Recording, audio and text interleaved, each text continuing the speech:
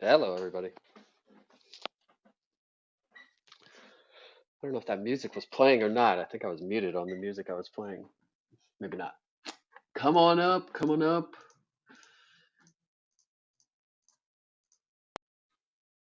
There was no music this morning, but we saw No all the music. notifications. You were busy in the back channel. No music. Too many buttons to keep track of. Whatever. I usually skip past.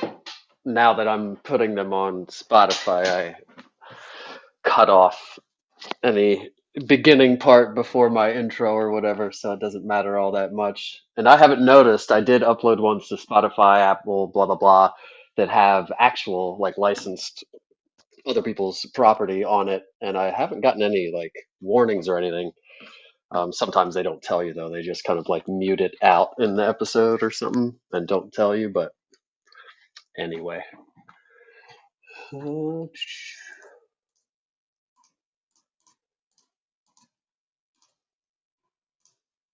Come up, come up. Bring questions, because I got nothing planned here. No news or anything, really. Yeah, nothing for today. So fill the space up with questions and stuff, or we end it early, whatever we need to do. Time is it 4 after? Mod a few of you up. Connie, Sheila, Howard, Mia, what's that? One, two, Let me three, ask you a four, question five, here. six. Since What's there's up? nothing planned, and the question wasn't planned, but since I have an AI expert on the call, where do you see, in your own personal opinion, that Google might take the profile in the direction of AI? Do you see something they might, in your opinion, they might include as a tool, as an automation? I don't know. What would be your Yeah. opinion? And I'll let Connie can chime in on this also. On the Google specifically side, now that generative AI search results are a thing, so if some queries, when you ask a question, it will, their AI will answer it'll do the Googling Google will do the Googling for you is what their tagline is, I think, or one of the quotes they said in their keynote or whatever. So Google will do the Googling for you. The AI will, Gemini, and then it will summarize it and give you an answer based on all the results. And then there will be things to click on down below, websites or stuff if you want to go further into it, which most people don't do. So, but that is not happening as of right now for the most part for local search results. So it depends on the query you do. When you go to Google and do a query, depending on what it is, you might get AI search results, which will be like the AI widget at the top and then kind of normal search results below it. But if you do a local type search, which was what we are, typically you're not going to get an AI search result. You might, and it depends, and they could be testing, blah, blah, blah. But typically, right now, a local type thing would not involve an AI search result. They're gonna reference, which is also their own product, the Google Business Profile. So they're preferencing their own product rather than other websites in either case. But on a local search, they're gonna put more of a local pack. Local services ads are going to be in there, something that they make revenue on. So the AI typically does not affect the local type search queries for businesses like it does for other businesses. Um, so search definitely affects SEO, and that's kind of the new SEO is figuring out how to game the AI part, how to make AI use your website as the one it pulls the main answer from, and then is the one that's sourced as the one to go to for more information or whatever. But as of right now, as far as Google Business Profile goes, it's kind of business as usual until AI starts doing something different with it. Um, but Connie, you have anything to add to any of that, or anything regarding any other AI platform or anything?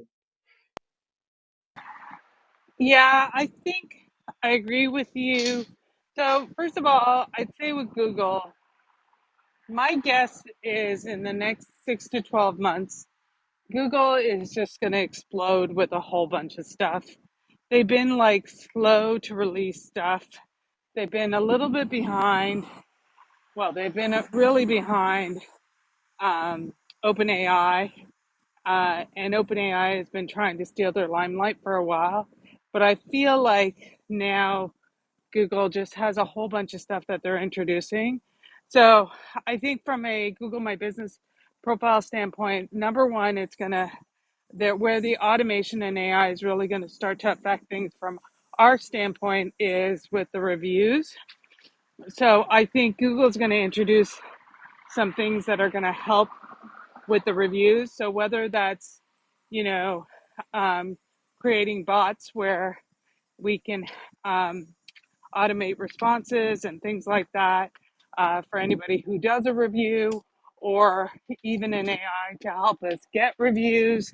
Things like that, I think, are going to definitely be coming from an AI perspective, because if Google does something like that, that's going to help Google because it's going to create engagement, and it's going to help us because we all know that reviews are the most important thing. Um, I'm trying to think about some other things.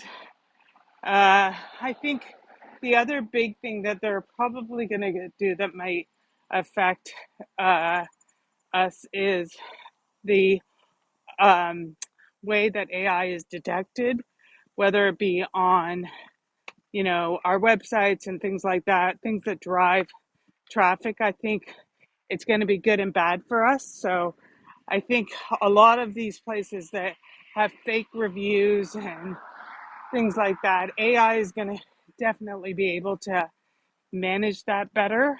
Um, we already know Google is taking out um, reviews where, the user has been inactive for 2 years. My sense is that as the AI gets better, you're not going to be able to post fake reviews as easily because AI will be able to detect what that is. And hopefully they do that with other platforms like Instagram and things like that as well. Yeah, reviews is an ongoing and increasingly bad or big problem, and yeah, that's a issue for sure. They passed legislation the last couple of years to make harsher penalties for fake reviews and all that kind of stuff. Um, so yeah, I mean, and Google actually, I mean, you'll hear them talk about using Gemini to generate reviews and responses to reviews and things. So Google's not, and the other platforms are not against using AI to write content or whatever. If it's verbatim, just copy and paste it or something, that's not good. But they're not necessarily against that, but they are against if it's a fake review altogether or whatever.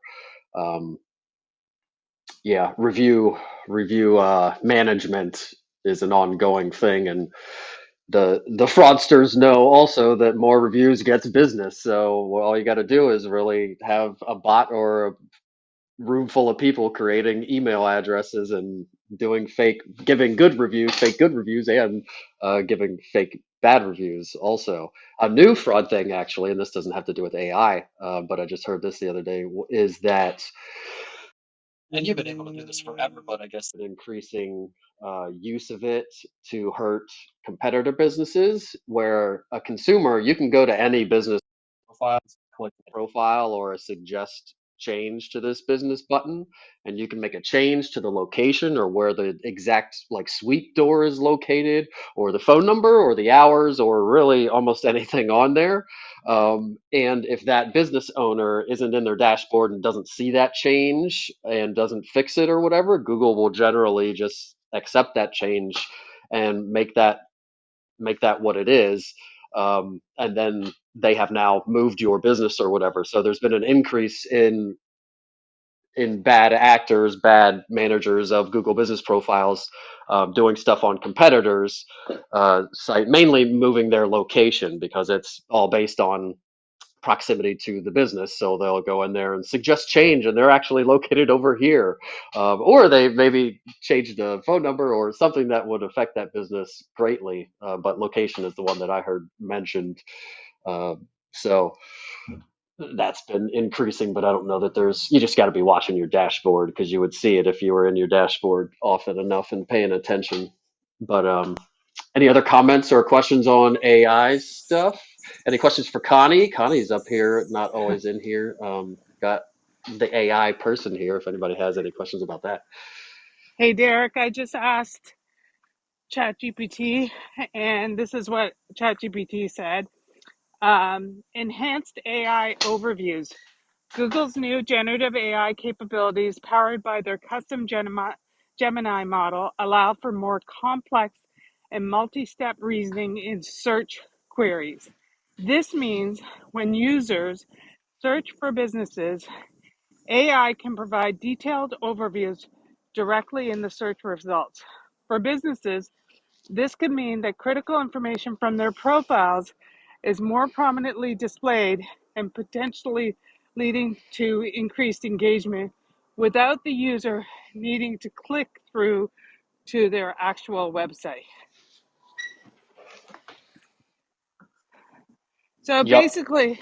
basically what it's saying is that your Google business profile needs to be up to date and have all the critical information, because Google is going to make it so that somebody doesn't actually have to click through to your website. They're going to possibly provide all that information directly from your website in the initial search.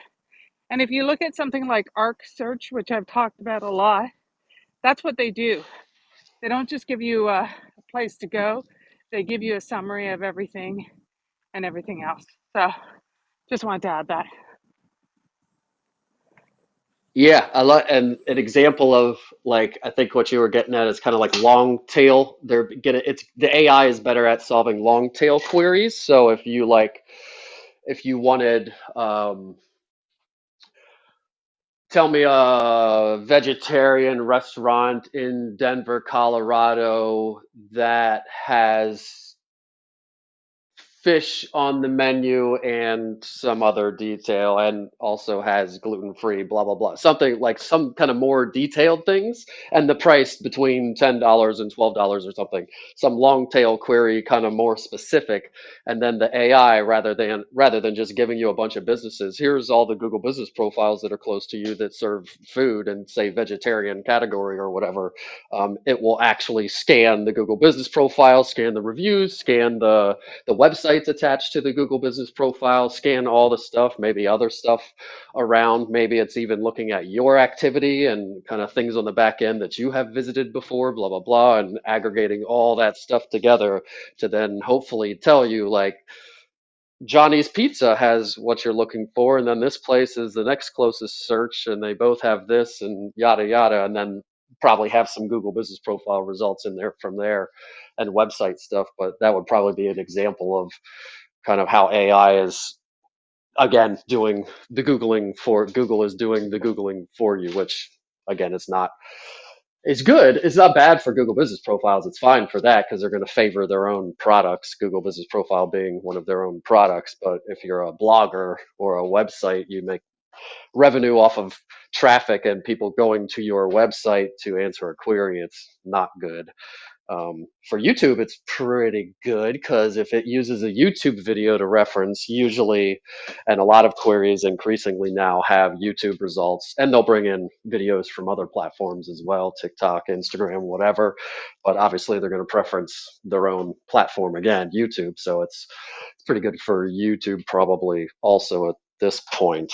Mainly bloggers, website people, that news outlets, people that depend on that kind of traffic, because nobody needs to click through. I don't need to read the whole article. I just want to know, like, what was the beef between Elon Musk and other guy or whatever it is, and it'll just tell me right there everything I need to know, and I don't even need to click on the thing. And if I want more, I think you can, or in the future, you definitely will be able to just then say just to Google, like, tell me more about this. And you don't even, it'll just tell you more about that part that you want more about. It won't you won't have to ever click on a website or whatever. But yeah, I guess I didn't open the room yet, did I? All right, let me reset, formally open the room, and then we'll roll from there, talk about AI some more, or Google, or whatever. You're in the Google for Real Estate House. Click the house above to join. We're here every Wednesday, 9 to 10 a.m. I'm Derek Bixler, born and raised in South Central Pennsylvania, single dad of 3, commercial and residential real estate agent of 17 years, outdoor adventure sportsman, and Google marketing geek. In this room, we talk about how to dominate Google local search and get business from our Google business profiles, as well as talk about other Google marketing stuff and other Google tools unrelated to marketing. Replays are available on Clubhouse for 7 days, and then I remove it. So today I'll delete last week's, and today's will be available till next week. Please come up on stage if you're here live on Clubhouse. Like to have a full stage of people just to make me feel like I have people here. And if you have something to say or questions or anything, especially today since I have 0 planned, please ask questions, or if you have issues, or if you want me to go over your profile or whatever. But gist of it is, I want you up on stage, and participation is welcome and encouraged, but you also don't have to say anything either. If you just want to come up, I will not randomly call on people. Usually. Sometimes I will, not typically though. And if you're in a different profession or know somebody in a different profession, or you have a side gig, your husband has a tree trimming business or something, all this stuff we usually talk about, all the stuff we talk about typically applies to any other local type business as well. So most of the stuff in here can be shared with other types of businesses, and I can help other types of businesses. Replays, Spotify, Apple Podcast link, and Discovery Call link. So all the links are in the chat. If you need any of that stuff, it is available on regular podcasts, well, Spotify and Apple right now. And the replays go out in my email every week if you want the replays. If there are video screen recordings, they're with it as well. And like I said, today I got nothing planned, no news really. Yeah, if I had to come up with some news, it'd probably be things that I've said 3 times already. Nothing sticking out that I need to share with anybody really. Review exchange, if you want to exchange reviews. I owe a couple people back. I know I've reciprocated a couple people, but it is encouraged. Put your review link in the chat if you want to. Give a review, get a review. Um, Everyone counts. If you're in here every week giving a review, getting a review, maybe every other one doesn't show up. So every 2 weeks, you maybe get one. In a year, that's 26 more reviews that you wouldn't have had. And that's not counting ones you're getting from your clients and whatnot. So, and reviews, like I always say. So review exchange encouraged. And like I said, nothing planned. So I'll just open it up. If we can fill time or go for the hour, great. If not, that's okay too. Great. If nobody has any issues or questions. But I'll open it back up. And we can do AI, Google, other marketing stuff. If it's on something like the income and expense analysis spreadsheet that I did last week, that's fine too. Whatever. I'll kind of open it up for whatever. So I'll shut up. And does anybody have any questions or topics or anything you want to bring to the table? Yeah, Derek, I have a question. So, in my room on Tuesday, I forget who said it, but one of your clients said uh, when I asked, so we were just talking about, what makes something successful when it comes to real estate, whether it be cold calling or Google My Business or anything else, and it was the consistency and um, showing up, consistency, and making sure that whatever you're doing, they can rely on it. So, being, for example, the idea of doing something once a month consistently is better than doing 10 things one week and then doing nothing for the next 3 weeks. So, one of one of the people said that when I asked what she did for Google My Business, she's like, "Oh, I don't do anything. Derek takes care of my Google My Business." And so I was just curious, what exactly do you do for her? Um, and what does that cost? Or is it different costs depending on how much care you need? Sure. I guess depends is the ultimate answer, but for that person, that was Krista. And she's been with me since I started doing the Google stuff, so she's got like preferential. She's like my pet person from the beginning. But yes, so for her, there's not much to do. Like I can't get reviews for people and replying. I could reply to reviews, I suppose, but that's better for the client, in my opinion, to do because they know it. They can speak back to it specifically or reference certain things that happened or whatever. Um, so that would be one thing somebody could do on an ongoing basis is reply to reviews. Getting reviews is not, I could like coach on ways to ask for reviews or whatever, but ultimately it's kind of on you to do that. So I don't do that for her. Anytime she has a sale, I add it as a sold product, and then we cross-reference her sales to that every once in a while, and usually it's pretty accurate. Trying to get all her sales on there, so I don't even know how many she has on there, 50, 60, 70, I don't even know. But adding the sold products would be every time she has a sale, every time I see that she has a settlement and there's a client picture or the picture of the house. So the two pictures from every sale that should be going on your Google Business profile, the picture of the house, the picture of the clients, that always gets put on the Google Business profile. I also add those two pictures to her local services ads account because you want to be putting pictures on there as well.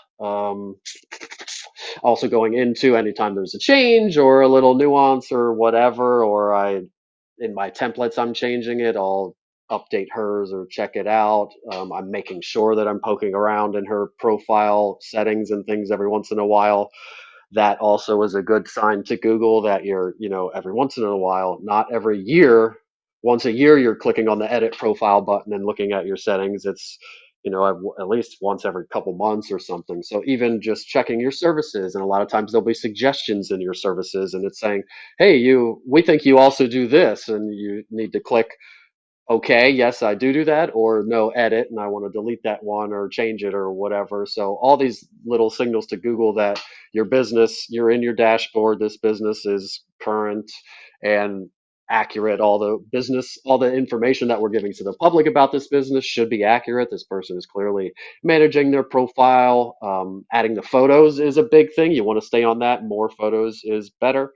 Um, Reviews, obviously, if I see that like there's no reviews for a long time, I'll be like, hey, I don't see any reviews coming in, we need to get on that. I might bug a little bit. And then also for her, there's also a little bit of a Facebook ads component. I boost posts for her and do some of that, kind of like it's kind of like $1 a day strategy. I just keep something going all the time, something for kind of small little budgets. So that's what I do for her specifically. And again, her pricing is a little bit better than I would do so I can't really reference that. She's my pet person. I suppose if you ask me to do it without, let's take out the Facebook ads part because that's not related to Google Business Profile. Um, say between probably like 99 to 200, 99 bucks, something like that. I guess that's the answer. Most people tend to want, like, she's somebody who just really prefers this. I'm going to do it I don't want to do these things for myself. And she pays a video editor and pays most people to do most of the things that she doesn't directly like to do or want to do or spend time doing or whatever. But most of my clients typically, like, I'm going to do it, I'll get reviews, I can add those photos myself. The one thing that a lot of people slack on are adding the products. So that's one thing that's a little more time consuming, but not completely. Like I can do my 4 weekly best practices in 10 minutes on my own profile, typically, something like that. So once you get it dialed in, it doesn't take a super long time. Um, but staying on top of settings, and if there's a change or your hours too, if Labor Day is coming up, I check that and make sure that's good. Obviously, if there's an issue, I take care of an issue. Um, Any questions? I would answer questions if I'm under a monthly agreement with somebody, to an extent, obviously. Trying to think if there's anything else that I'm forgetting. I don't think so. Did that answer the question? Kind of. No, you did, because you do the course, and basically what you're saying is if you want to do it yourself, you can just take your course and manage it yourself, or you could have you manage it ongoing, and that makes sense. That's what I wanted to understand, because Derek presented to our brokerage, and some people were asking me, so that's where the question came from. So Gotcha. Yeah, and I don't for Krista. She usually posts updates for herself because she's really good. Like she's all over posting everywhere on every platform all the time. She's really good at it. So she handles that part of it. If I did it for somebody else, I would probably, and I think I do actually have a package created, but I don't really put it out there a lot.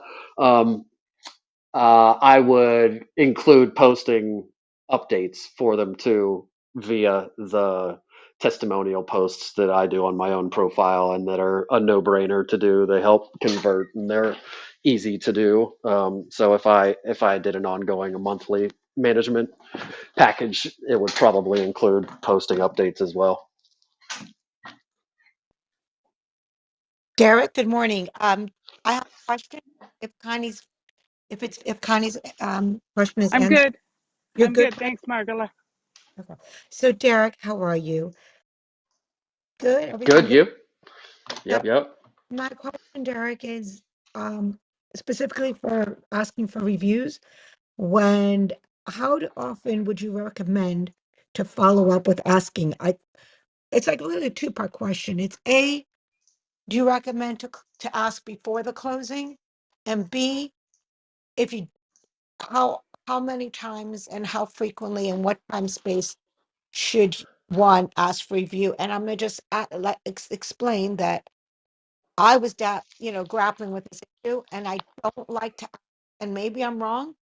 But if I ask before we close, they get all nervous. Like, okay, let's just close it. Like, let's see if you can close it. When we close and we could breathe, we'll happily give you a review. Like, I'm sure that's what's going in their mind. So I don't like to ask, and I don't want pushback to I don't want any wiggle room for pushback.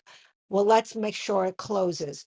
And then once we close, it's like they've moved on. Yeah, we close, and I feel like I have to do a lot more follow-up once we close because like they don't need, quote unquote, need me, like we're done. So it's like w- it's just for them an extra task. Go ahead. I'm curious to hear what you have to say. Yeah, the never-ending question here, and others can chime in too, whatever they're successful with. But definitely asking during the transaction is good after a big win. Like you'll hear lots of people say when you get that email back that's, oh my God, I can't believe this happened, or clear to close, we're so excited, or some big win where they're already expressing gratitude or really a lot of excitement or whatever. That would be a good time to ask for a review, obviously. A lot of people are hesitant to give reviews during the transaction. Like, I love you, but as soon as this settles and we're good, then I'll then I'll put my words out there for the public. So some people are like that, so they won't do it during the transaction.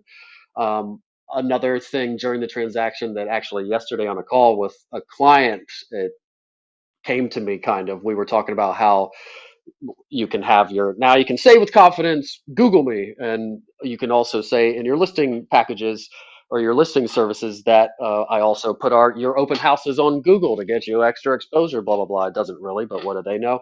I basically I put your listing on Google, which is probably not a line item that a lot of people have. Facebook, Instagram, yada yada, sure, but not Google. And then while you're going over that, I also put your stuff on Google. You can say, and actually, what really helps my Google and your property get out there more and get more eyeballs on it is the more reviews I have, the better. So if you could pull your phone up right now, type my name in, and give me a review, that would be awesome. And that'll help get your house out there for more people too. So there are kind of little ways along the way also to help people.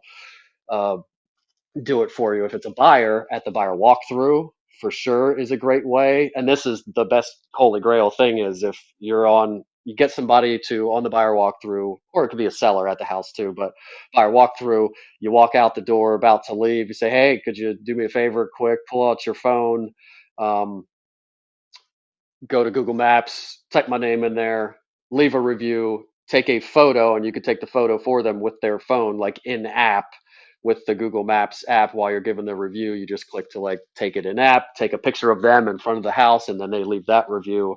That's another time to ask kind of before the transaction's over. At the end of the transaction, what I personally do, and again, I'd love to hear other people's what they do and specific language. The specific language is always kind of the hard part of what to say or how to ask for it. But after the transaction, if I haven't gotten it already, I send an email. I send at least two emails post, but regarding reviews. There will be one email a week after settlement that says, "Hey, we're a week out. Just making sure you good with all the documents. You have any questions, any issues? How's the house? Blah blah blah." So I think it's 5 items in my email, maybe four, five, some amount of items. Blah blah blah. There's a few things. One, are you good with all the docs? Two, do you have any questions? And then the last item is, if you feel compelled and want to give me a review. I don't know how I worded it, but something about give me a review here. And a lot of times that doesn't take. I do get a response to that. No questions. Great. Thanks a lot. But then I also have a second email that goes out 2 weeks after it. So I've already kind of framed it as one of the line items in there, but not begging them for a review. But like, if you want to, and they've seen it in my email signature every time I send an email, says like, give me a review if you want to. So it's nothing new to them. But then that 2 week email says, the subject line says something, would you be so kind, or something to that effect. And then it just says, hey, could you please give me a review? It helps me find most of my clients, especially right now, if they're not referrals or from Sphere, it's people from Google. So most of my emails say, could you give me a review? It really helps me connect with other awesome people like you. That's how you found me, something to that effect, yada, yada. And typically that second email does work. And I found that it's a lot of times a couple or a few weeks after the email is sent. Like the last three I got were all 2 to 3 weeks after that second email. So they saw it, they're busy, they didn't get around to it, but then they did go back to it and make a point to do it. Um, so, and maybe that's a testament to how good you or I or whoever is doing or not. If they come back to it, they must have. I guess I did a pretty good job if they felt like they remembered that they need to go back and do that for me and help me and everything. If you didn't do such a great job, maybe that won't happen. But that's kind of what I do. Does anybody else have a different system or anything to add or any specific language, any input? I love hearing how people get reviews. Derek, I like the line of it'll help sell your house. I like that. That's definitely something I could implement. Um, but other than that, I just, it seems like every buyer or seller I ended up I did get a Google review, but I had to like keep, like it was just I just had to keep asking post closing, and I had to keep asking, and I just hate feel like a nudge, and it wasn't because of me. I didn't take it personally because I knew they were extremely happy, but sometimes they felt like, why do I have to bother? We're done. But but I appreciate that. That was a very helpful insight. That was good. Thank you. Margula. What's going on, Derek? What's up? What you got? View part. Me and my wife. My wife does more business than and I have like 5 times the reviews. And I don't know why. And I tell her, I was like, look, how I do it, because like you made a pretty good point. I asked somebody early one time, and they were like, they literally text like, well, let's see what happens, type of thing. I was like, yeah, that makes sense. But it depending on how people do their closings. For me, what physical closing when we're there, that's kind of like all right, that's my show, right? So we get there, I've done my closing gift, that whole thing. get there early if I can. And so we're doing the schmoozing thing, right? So I in that environment, I've never like I'm 100% from the field, if that makes sense. It's like no way that you're not getting a review, because I'm sitting there, we meet if it's I'm on the buy side most of the time, but the seller, the buyer, whatever, and if I forget, I think the last time I did it, I'm walking them out. I say, "Oh, real quick, can you do me a favor? Pull out your phone and go to Google Maps for me." And I said, "Just type in my name," and then right there. So like every single time, if I do a physical closing, it's 100%. If it's mobile, you know, well then that was a little tougher. What I would do is I got a review from a client that 1 year anniversary. Call them up, check on them. Hey, how's everything going? Da da da da da. Especially if sometimes the transaction went rough. So I'm like, oh man, that was a rough one. So I don't ask for a review. But I'll keep in contact, wait a year. At that point, they forgot about it, for the most part. And they're and especially if I found them a good house too. I'm like, oh, how's that basement working out? And they're like, okay, well, we got them a little gift or something. And say, hey, here's my link. Let me get a review. So that's my tip for Margula. I did have a question for you, Derek. Have you seen? Um, Trying to get a whole lot less calls from my LSA. Um, have you noticed a downtick with that, or am I just, or is it the market? What do you think? Uh, well, specifically right exact at this moment, probably partially the market. My personal LSAs went up a lot in the last couple months. Um, Client ones, I'd say they're similar to how they've been over the last year. Slow, trickle in one here and there.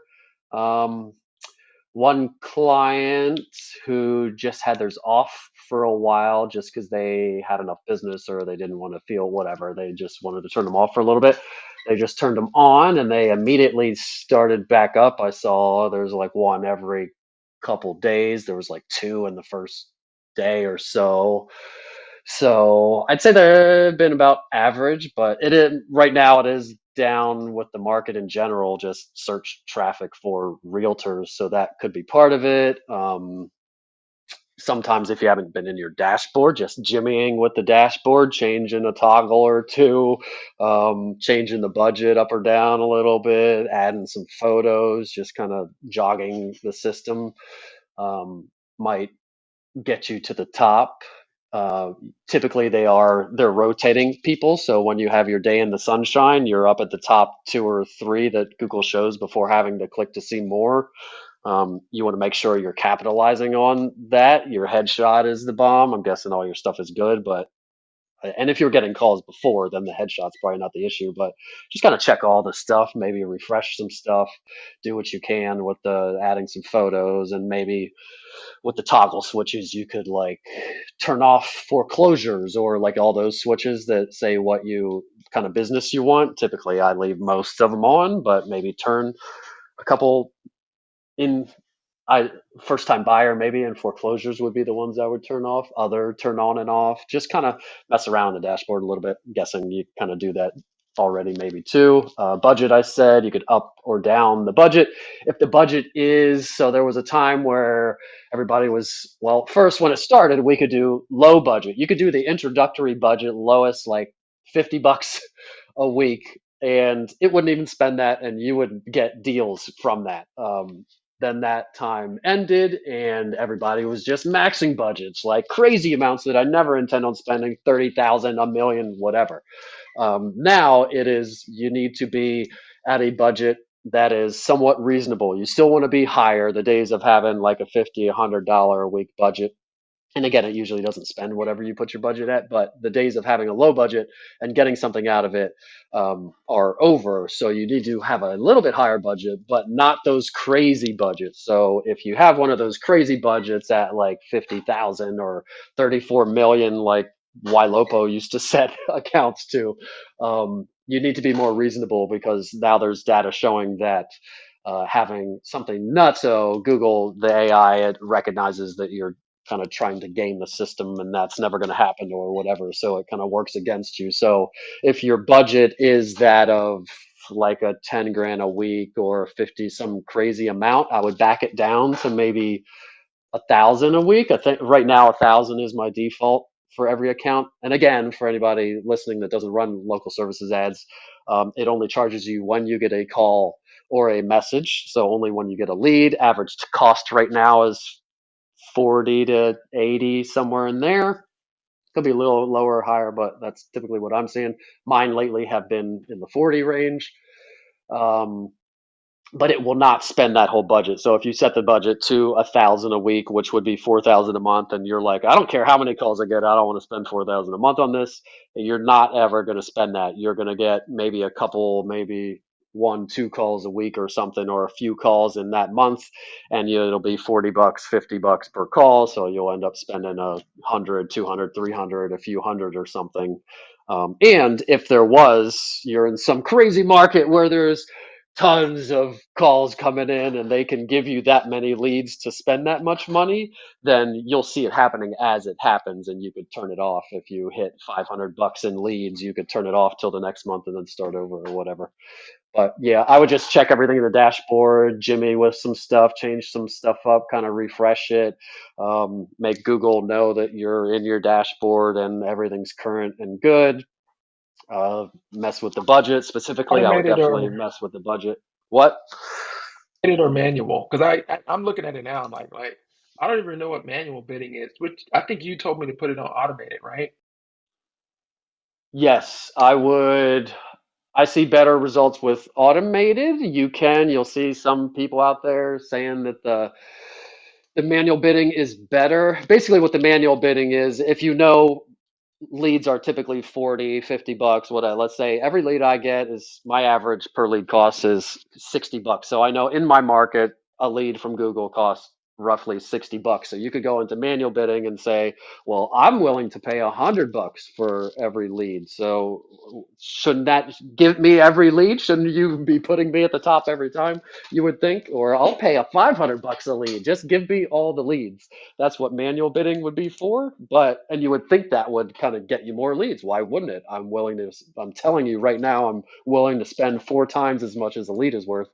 But it doesn't, in my experience, and most people that I've hear other people I talk to, it's not better.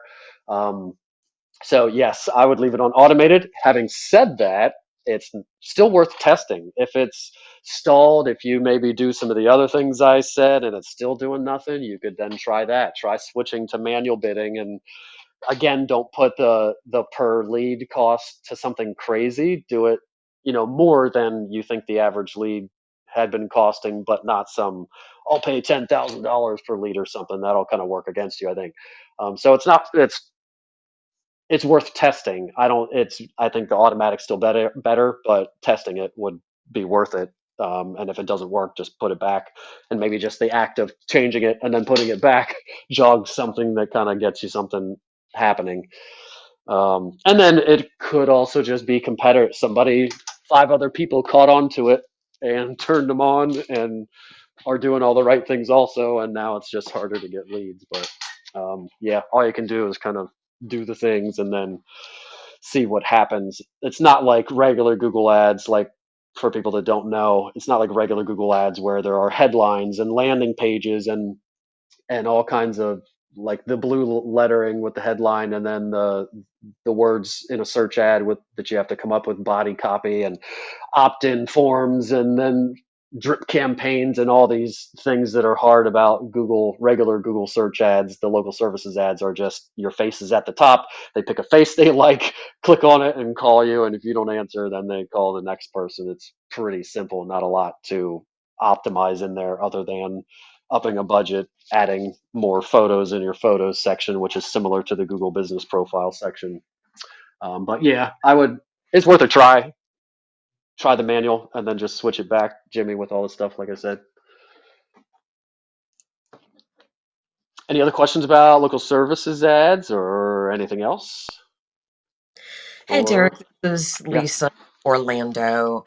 I did have a question about that because, it seems like whenever I run ads, maybe it's the ad, but Um, I get a lot of response, but it's from, vendors that want me to use their services, like, move out cleans, or, we'll take care of your property's lawn or things like that. So I'm paying for these leads that aren't really interested in buying or selling homes. Is there any way to filter those out? Are they mostly messages or are they calls also? A combination of both. Okay. Yeah. You can still, as of today, or at least in my accounts as of today, you can still dispute leads. So that's obviously one thing. You can't really stop it from coming in because those people are just typing in realtor and calling every damn body. They don't care or know that they're spending people's money or whatever, and they don't care what categories you have selected or whatever. So there's no way to kind of stop them from calling. You can, if it charges you, a lot of times it will not charge you because it hears what it is and hears that it's a sales call or whatever. So sometimes it will not charge you. If it does charge you, you can, as of right now, dispute it. So you go to the lead, you click the little three dots, and you click sales call is probably typically, or there's five or so: bot, spam, out of area, and whatever the other ones are. So pick the dispute reason, which would be for that is probably sales call, um, and then dispute it. And typically, as long as you didn't actually talk to the person and go down some road about maybe they want to buy a house or do you know anybody or something, you'll usually get that money back as a credit. So you can dispute them, should be able to get your money back or possibly don't get charged in the first place. But yeah, no way to really stop them. The messaging, that's why I asked if it was mostly calls or messages, because the messaging is, that would be my first place, because the messaging does tend to be, I'd say, at least 80%, somewhere in there, maybe 70, 80% messages that come through are spam messages, and the spammers like to use the message feature for some reason. Same thing on the Google Business profile. Most messages there would be are spam or people trying to sell you reviews, or it's a painter or a new drone photographer or whatever. So that's why I asked that. You could try just turning off the messaging, which typically doesn't hurt you too much as far as getting leads, and could weed out all those. And in the messaging, you get charged more. The phone part,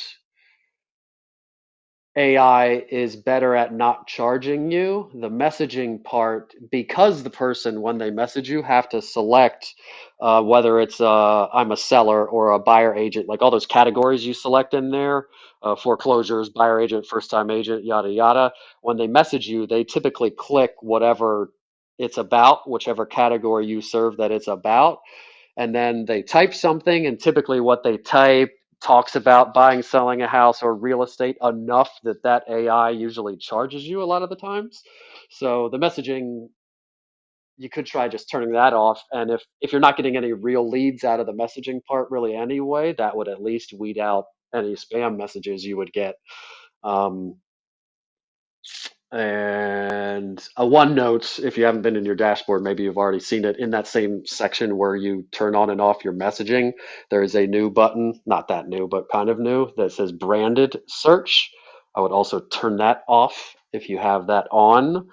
Local services ads will now show if somebody types your name in, does a branded search for you, and if you're doing a good job with your Google Business profile, that should pop up, and you don't need an ad that you're paying money for to show up. And then that client clicks on your ad to call you, and you pay $50 for that person to call you that would have called you anyway. So if you're turning that messaging thing off, check out that branded search toggle also, and I would personally turn that off. Did that answer the question? Yeah, Any it sure follow-ups? did. Yeah, thank you so much. I appreciate it. Yep. So you mentioned as of right now you can dispute. Are they getting ready to take that away? Yes. At some point, I don't know the date, and I don't know if a date is even known, but yeah, it will be going to, and I think there was actually an email that went out, but the disputes will be going away in favor of AI just making the decision for you, whether you get charged for it or not. So the AI already listens to the call, reads the messages, blah blah blah, and decides to charge you or not. That's why already sometimes you don't get charged for a lead, but you can still manually dispute ones, select the reason, yada yada, like we've been talking about. But it is supposed to go away in favor of AI doing it all for you, and there is no manual dispute. You can't do anything about it. They said in the email that it is supposed to result in less cost in average per lead and more overall ad credits being given. So in the end, it's supposed to be better for us as the advertisers, but it remains to be seen. And I personally don't like not having control over it.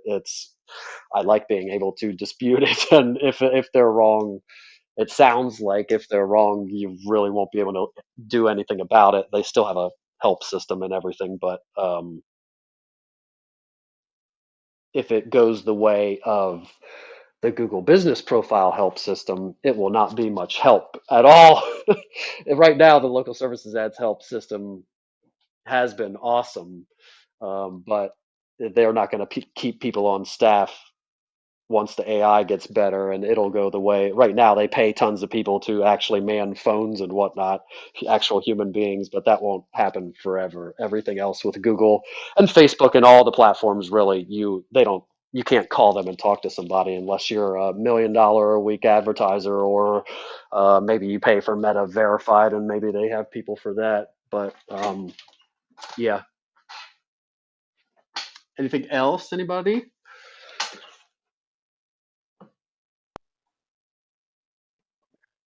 Thing. Can I admit to my mistake? I just figured out what it was. What? For some reason the LSA they needed to verify my account. I don't know why. And I hadn't logged in Oh. apparently. So I was going through and I was clicking like I went, but I went through. So on the left, the left thing is business verification leads, da da da da. And so I'm just clicking on everything. And then I clicked on billing, and it's a red banner at the top, and it's like you need to verify the account. And we sent on July 10th. And so then I just opened up my bank account, scrolled to July 10th, and put in to verify. I was like, oh my God. And then I just reviewed because I was like, I haven't gotten anything in like weeks. You know what I'm saying? So that's what it was. There you go. Yes. Yeah, I didn't even think about that. But yeah, first step, is there gas in the car? Yeah, check your verification steps, because I don't know why I didn't even think of that, but yes, check your verification steps first. If you're getting leads and they just dead stop, check your verification steps. Your insurance might have expired. You need a new insurance doc. Maybe your billing or your credit card expired. You need a new credit card in there. Maybe your license expired. I think those are the only three things: billing, E&O insurance, and your license. Everything else should be okay in there. But yes, check and make sure there's gas in the car, obviously, before the other things. But while you're in your dashboard, you could still check out your profile and budget tab and mess around, maybe change a couple things or do something in there just to kind of give a little bit more juice to it. Yeah, and then I bet when you turn it back on, you'll start getting them again. Got about 5 minutes left. Good. Filled up the space. Thanks, everybody who had questions. Any other questions or follow ups to anything we talked about, or anything new or anything? And Connie's still here, I think. So any AI questions also can be asked.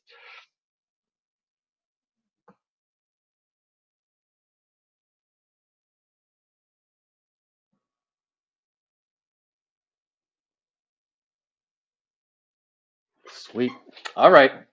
No problem. We are at the end, so we filled up the space. I have something to send out in my weekly email this week. Thank you. If this had only lasted like 13 minutes, I would not have something to send out. So I do have something to send out today, thankfully. And there's some actual content and useful tips in there. Um, we talked about reviews a lot today, so encouragement again today and every day. Go get those reviews. Make a goal for yourself. If you don't have a goal, make a goal for yourself. Mine currently is to get to 100 by the end of the year. I think that's attainable. I have like 17 more or so to give. Um, If you're at 0, your first goal is 10. After you get to that 10, that's kind of your entry point for Google to trust you at all. And then you're trying to get to 25. And then after 25, your goals should go in 25 increments. So once you get to 25, your goal should be 50. Then your goal should be 75. Then it should be 100. And if you make it to even above 50, but definitely if you make it to triple digits, you're 99th percentile out there. So doesn't mean you can then just rest on your laurels and stop getting them because, like Connie mentioned earlier, consistency and recency matters. So even if you get to 1,000 reviews, if those 1,000 reviews were 3 years ago and you haven't gotten one since, somebody else that has 52 reviews and they got one every week for the last year could beat you because they are more recent and you have people right now and consistently saying that you are good rather than somebody who a long time ago people said this business was good but nobody said anything for a long time, so we don't really know. So even once you get to those big numbers, you still want to keep getting them. But yeah, if you get those triple digits, that's going to be 99th percentile for sure. Thanks everybody for being here. Like I said, the replay is available in here till next week. Email will go out with the replays and everything. If you missed the income and expense analysis, or any of the previous, I think the last 3 weeks were screen share episodes. So if you missed any of those and want the replays or the video tutorials that go along with those, they will be in the emails and everything as well. And I usually, all those replays, the videos are in the Real Estate All Day Facebook group as well. So thanks everybody for being here, and I will close it out in a few seconds.